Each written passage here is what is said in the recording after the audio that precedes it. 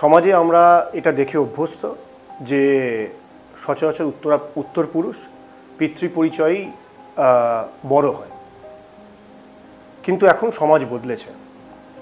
নারী শক্তিকেও সমান গুরুত্ব দেওয়া হচ্ছে। পৃথিবীর জনসংখ্যার অর্ধেক হলো নারী।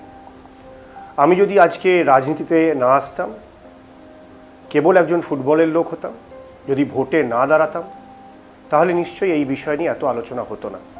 কিন্তু রাজনীতিতে কাটাছেঁড়া হবে, পোস্টমর্টম হবে, এটাই স্বাভাবিক। আমি কোনো নাম পরিবর্তন করিনি, পদবি পরিবর্তন করিনি, ধর্ম, বর্ণ বা জাতি পরিবর্তন করিনি। আমি আমার বাবার পরিচয়ের সাথে সাথে আমি মায়ের পরিচয়টাকে অ্যাড করেছি, পিতৃ পরিচয়ের সাথে সাথে মাতৃ পরিচয়টাকে আমি যুক্ত করেছি। আমরা যদি আমাদের সংস্কারের দিকে তাকাই, দেখব আমরা তুলসীকে মা বলি। সকাল সন্ধ্যে তুলসী গাছে ধূপ, প্রদীপ এবং জল দিই। গঙ্গা নদীকে মা বলি, প্রকৃতিকে মা বলি, ধরিত্রীকে মা বলি, যে দলকে আমরা প্রতিনিধিত্ব করি তাকে মা বলি। কোনো যুদ্ধ জয়ের জন্য শক্তির আরাধনায় মা দুর্গা, কালী মার পূজা করি, আরাধনা করি। শিক্ষা লাভের জন্য বিদ্যাকে দেবী বলি। সাফল্য পাওয়ার জন্য ভাগ্যকে দেবী বলি।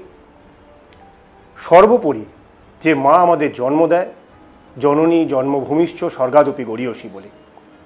যদি আমাদের দৈনন্দিন জীবনে, সমাজে মাতৃশক্তির এত প্রভাব থাকে, তাহলে আমি যদি পিতৃ পরিচয়ের সাথে সাথে মাতৃ পরিচয়কে যুক্ত করি, সেখানে দোষের কি আছে?